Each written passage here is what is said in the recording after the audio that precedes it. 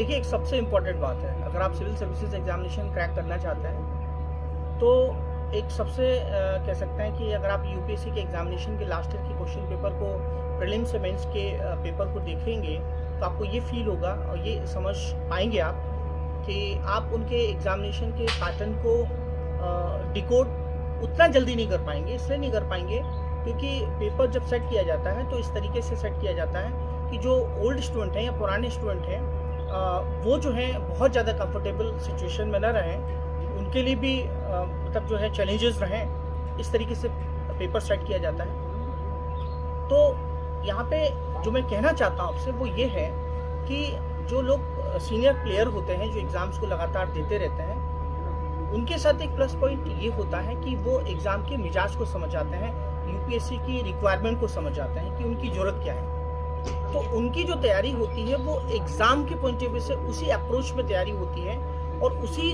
Direction में वो जो है उसी डिमांड को समझते हुए वो चीज़ों को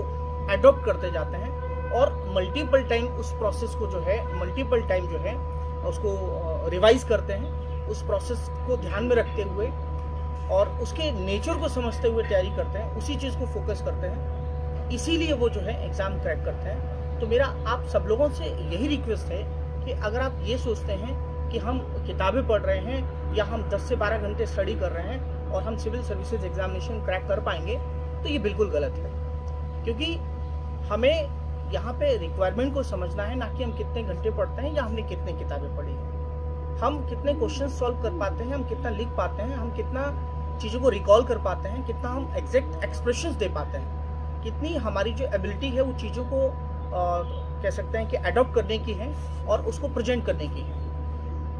इस प्रोसेस को कंप्लीट करने के लिए आपको ये समझना चाहिए कि कम से कम समय में हम इस प्रोसेस को, पूरे जो साइकिल है, इसको कंप्लीट करें और इस साइकिल को मल्टीपल टाइम रिवाइज करें और कॉन्सेप्ट जितने अच्छे होंगे आप एग्ज़ाम हमेशा क्रैक करेंगे। आपने जनरली देखा होगा कि जो सिविल सर्विसेज एग्जामिनेशन होता है उसमें जो सीनियर प्लेयर होते हैं, जो हमने कई बार मेंस दिया है, इंटरव्यू दिया है,